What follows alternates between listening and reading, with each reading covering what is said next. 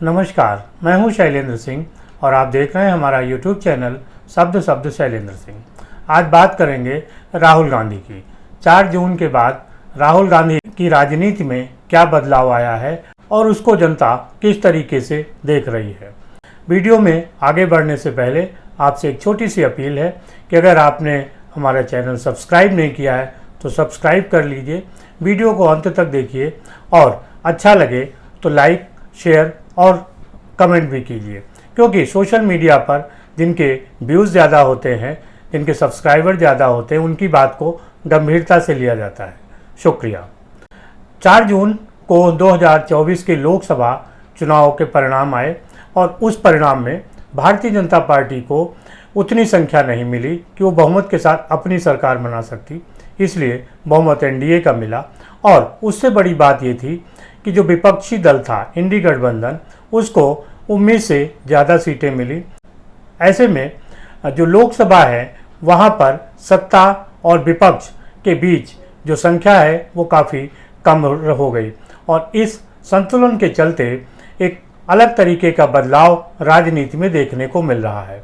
जितने भी लोकसभा के सत्र अब तक हुए हैं सभी में हंगामा हुआ है और हो हल्ला होता रहा है। इस वजह से नरेंद्र मोदी की जो तीसरी बार सरकार बनी उसको अपने कई विधेयक पारित कराने में लगातार दिक्कत का सामना करना पड़ रहा है।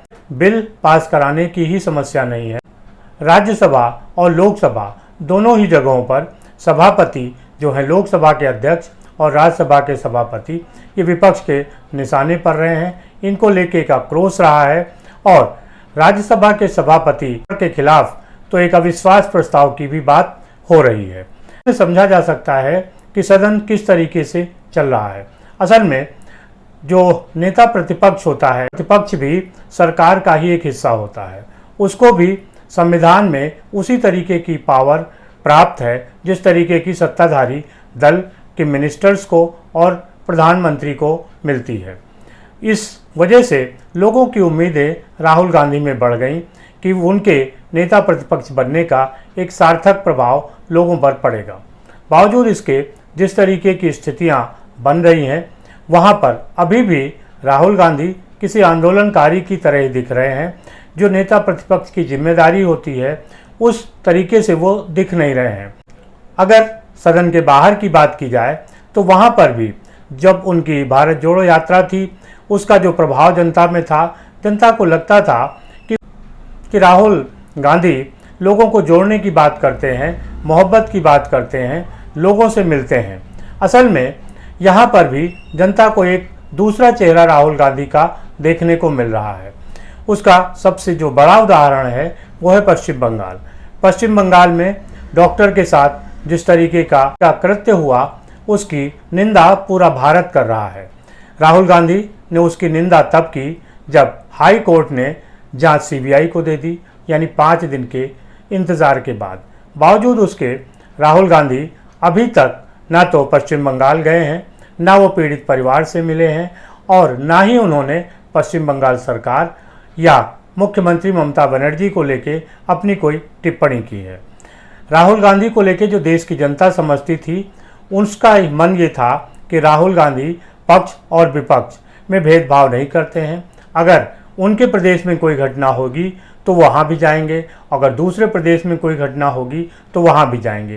लेकिन इस भ्रम को पश्चिम बंगाल की इस घटना ने तोड़ दिया है और इसका नतीजा ये है कि राहुल गांधी के प्रति जनता में जो एक भावना थी वो खत्म हो रही है। अब जनता के लोग सवाल पूछ रहे हैं कि जो राहुल गांधी हाथरस, उत्तर प्रदेश के हाथरस आ सकते थे, लखीमपुर आ सकते थे, बुलंदशहर आते थे और कई और प्रदेशों में जाकर पीड़ितों से मिलते थे, आखिर उनको पश्चिम बंगाल में उस डॉक्टर के पेरेंट्स से, उसके माता पिता से मिलने में क्या दिक्कत है? दिक्कत ये है कि पश्चिम बंगाल की जो सरकार है वो ममता बनर्जी की है। ममता बनर्जी इंडी गठबंधन का हिस्सा है और इंडी गठबंधन राहुल गांधी की कांग्रेस लीड करती है। यानी जब मसला अपनी पार्टी का आया, अपने लोगों का आया, तब वो पीड़ित पक्ष के साथ भेदभाव कर रहे हैं। ऐसा ही भेदभाव उनको उत्तर प्रदेश के अयोध्या और कन्नौज में देखने को मिला। अयोध्या और कन्नौज में जो आरोपी हैं वो दोनों ही समाजवादी पार्टी से जुड़े रहे हैं। लिहाजा समाजवादी पार्टी से जुड़े रहने के कारण राहुल गांधी ने उन घटनाओं का भी कोई संज्ञान नहीं लिया, ना ही इन पीड़ित परिवारों से वो मिलने आए। यानी उनके अंदर जो संवेदना है वो सिर्फ सत्ता पक्ष और विपक्ष को लेकर है। जहां उनकी अपनी पार्टी के लोग हैं, अपने गठबंधन के लोग हैं, वहां वो दूसरा नज़रिया रखते हैं, और जहां उनका विपक्षी सरकार है वहां वो दूसरा नज़रिया रखते हैं। ये जो भ्रम है ये पश्चिम बंगाल के साथ टूटा। राहुल गांधी के साथ दूसरी सबसे बड़ी जो दिक्कत है वो ये है कि 2014 के पहले उनको लगता है कि कांग्रेस ने कभी देश पर शासन नहीं किया। दरअसल कांग्रेस ने एक लंबे समय तक देश पर शासन किया है, उसने बहुत सारे अच्छे काम किए, तो उनके साथ कुछ ऐसे काम भी किए जो अच्छे नहीं थे, या जिनका सामाजिक प्रभाव अच्छा नहीं हुआ, या जिनका विरोध हो रहा है। अब राहुल गांधी क्या करते हैं कि वो जो कांग्रेस की अच्छी अच्छी चीज़ें होती हैं उनको तो वो ले लेते हैं, उनको स्वीकार करते हैं और उनको मानते हैं कि कांग्रेस ने किया, लेकिन जो ऐसी चीज़ें हैं जो कांग्रेस ने गलत की हैं उनका वो विरोध नहीं करते हैं, उनको संज्ञान नहीं लेते हैं और उन बातों का वो कहीं जिक्र नहीं करते हैं। ऐसे बहुत सारे मसले हैं जिनमें कांग्रेस ने जो काम किए उस पर राहुल गांधी यू टर्न ले रहे हैं। अब इसको एक और संदर्भ में देखने की कोशिश करें तो आप बात को समझ सकते हैं। राहुल गांधी ने अभी जो 7 अगस्त बीता उस दिन पहली बार उत्तर प्रदेश कांग्रेस के कार्यालय में मंडल कमीशन को लेके एक कार्यक्रम किया गया और पहली बार मंडल कमीशन के पक्ष में कांग्रेस खड़ी हुई। मंडल कमीशन की नियुक्ति श्रीमती इंदिरा गांधी के समय हुई थी, उन्हीं के समय रिपोर्ट आई। इंदिरा गांधी के समय उस रिपोर्ट को लागू नहीं किया गया।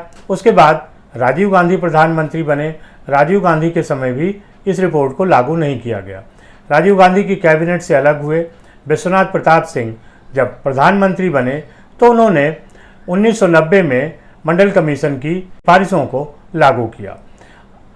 कांग्रेस अभी तक मंडल कमीशन से अपने को दूर करती रही है और मंडल कमीशन पर खुलकर बोलने से बचती रही है, लेकिन अब कांग्रेस मंडल कमीशन के साथ ही साथ जो उसकी सिफारिशें हैं उन पे भी खुलकर बोलना चाह रही है। वो एक तरीके की मंडल राजनीति के जरिए ही अपने चुनाव अभियान को बढ़ाना चाहती है।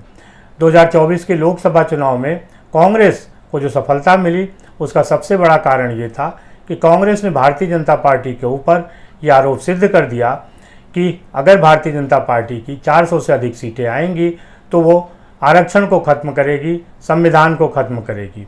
संविधान और आरक्षण इसको मुद्दा बना के लोकसभा चुनाव कांग्रेस ने जो अपनी सीटें बढ़ाई वो बढ़ाई थी।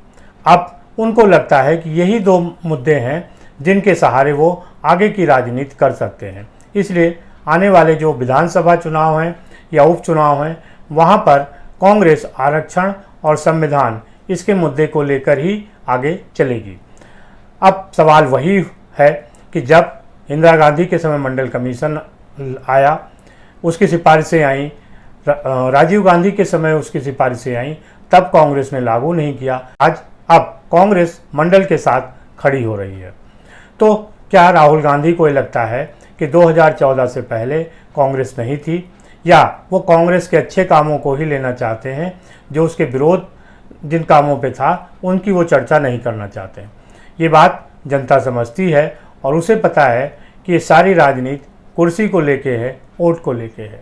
दूसरी तरफ कांग्रेस अब जो अपने सहयोगी दल हैं उनके वोट बैंक पर भी हमला कर रही है।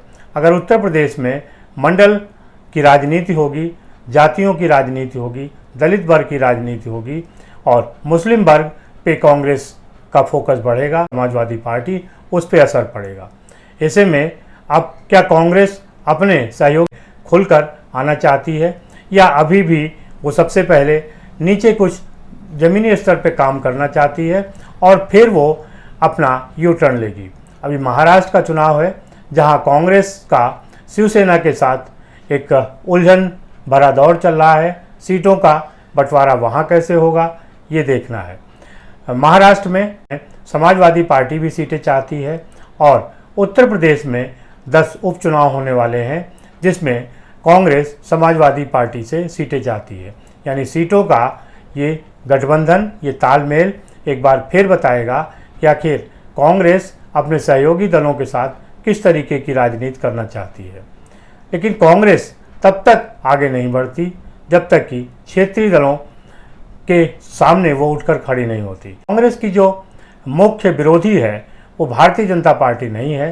भारतीय जनता पार्टी से अधिक क्षेत्रीय दल हैं जिन्होंने कांग्रेस के वोट बैंक को अपनी तरफ झुकाकर और अपनी राजनीति को बढ़ाया है। ऐसे में जैसे जैसे कांग्रेस आगे बढ़ेगी वैसे वैसे जो क्षेत्रीय दल हैं वो नुकसान में होंगे। अब ये देखना है कि आगे की जो राजनीति है वो कांग्रेस कैसे तय करती है। राहुल गांधी की एक और जो खास बात है कि वो तमाम तथ्यों को नज़रअंदाज करते हैं और जो मन आता है वो बोलते हैं। उनको लगता है कि जनता इसे पसंद कर रही है और इसी कारण जनता ने उनको वोट दिया है। अब आने वाले चुनाव में तय होगा कि आखिर जनता किस तरीके से राहुल गांधी के इस बदले हुए व्यवहार को ले रही है। 4 जून के बाद जिस तरीके का बदलाव राहुल गांधी की राजनीति में आया है उसको लेकर जनता क्या सोचती है और किस तरीके से वो अपना वोट देगी। आपको क्या लगता है ज़रूर बताइएगा। कमेंट बॉक्स में जाकर कमेंट करिएगा जिससे हमें ये पता चल सके कि आपकी राय क्या है। शुक्रिया, धन्यवाद।